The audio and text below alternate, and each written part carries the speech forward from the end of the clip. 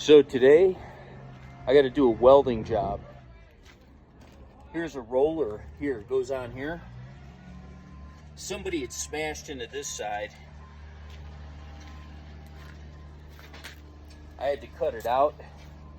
I used the Hypotherm 45 plasma cutter and the pipe, or the Big Blue 350 Pipe Pro diesel welder.